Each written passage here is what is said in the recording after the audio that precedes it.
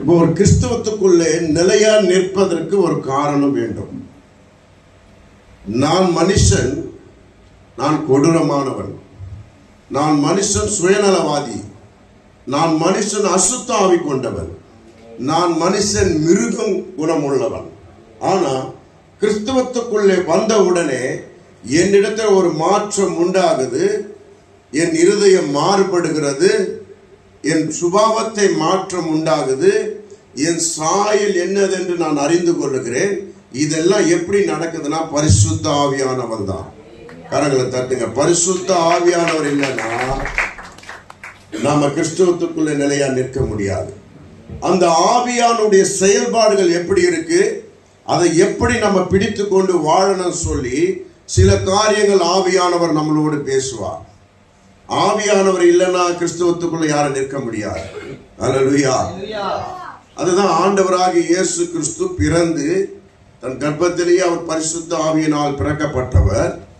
அவர் வளர்ந்து மனுஷ தயவினால் வளர்க்கப்பட்டவர். அங்க நடக்கிற சூழ்நிலை எல்லாம் அவருக்கு தெரியும்.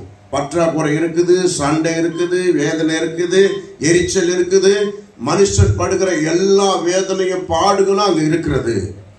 அந்த சூழ்நிலையில இயேசு வளர்ந்து வருகிறார். அந்த சூழ்நிலையில இயேசு வளர்ந்து வருகிறார்.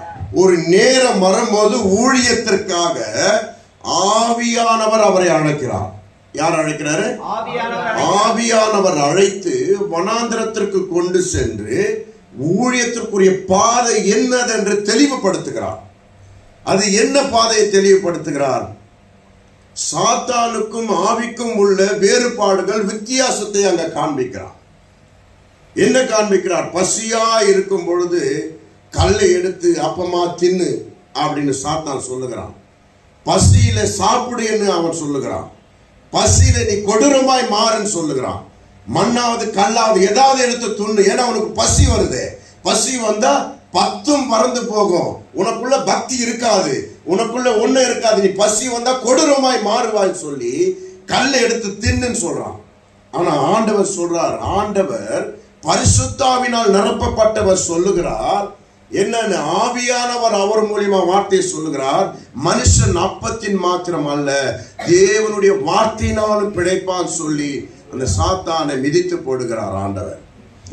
இங்க ஆண்டவர் 40 நாளா என்ன ஆவியானவர் அவருக்கு கத்துக் கொடுக்கிறார்னா, எல்லாவற்றிலும் காட்டிலும் தேவனுடைய வார்த்தை முக்கியம். எல்லா விதத்திலும் காட்டிலும் வார்த்தையை பிடித்தாதான் அற்புதம் செய்ய முடியும்.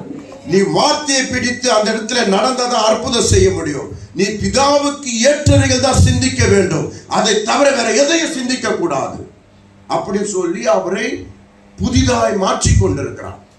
அவரை புதிதாய் மாற்றுகிறார். அந்த புதிதான காரியம், அந்த புதிதான அற்புதம் எப்படி வருதுன்னா ஆவியானவர் பலத்தினால் வருகிறது. சொல்லுங்க, ஆவியானவர் பலத்தினால் வருகிறது. இந்த 40 நாள் ஆவியானவரோடு வனாந்திரத்தில் அநேக காரியங்களை கற்றுக்கொண்டார் ஆண்டவர். கற்றுக்கொண்டு ஆண்டவரை ஆவியானவர் உருவாக்கி நகரத்துக்குள்ளே கொண்டு வருகிறார். அவர் செய்கிற அற்புத அடையாளங்கள் அநேகம். தேவனுடைய வாயிலிருந்து புறப்படுகிற வார்த்தையை தவிர வேறு ஒன்றும் நான் பேசுவதில்லை என்று சொல்லி இயேசுவானவர் பேசுகிறதெல்லாம் பிதா பேசுகிற வார்த்தையா இருந்தது. அவர் சாதாரணமா பேசுறதெல்லாம் பைபிள்ல குறிக்கப்படுகிறது. அப்ப அவர் வாயை திறந்து பேசினாலே பிதாவின் சித்தத்தை தான் பேசுவார். வாயை திறந்து பேசினாலே ஜனங்களுடைய ரட்சிப்பை தான் பேசுவார். வாயை திறந்து பேசினாலே ஜனங்களுடைய இருதயங்களை மாற்றத்தை குறித்தான் பேசுவார். அவர் கண்ணீர் விட்டார், இருதயம் பாரம் படையும் போது ஆத்மாவுக்காக கண்ணீர் விடுவார். அல்லேலூயா. அப்ப முழுமையாய் அவருடைய நோக்கம் என்ன ஆச்சுன்னா, பரலோக திட்டத்தை வெளிப்படுத்த முழுமையாய் ஆவியானவர் அவரை ஆட்கொண்டார். அல்லேலூயா.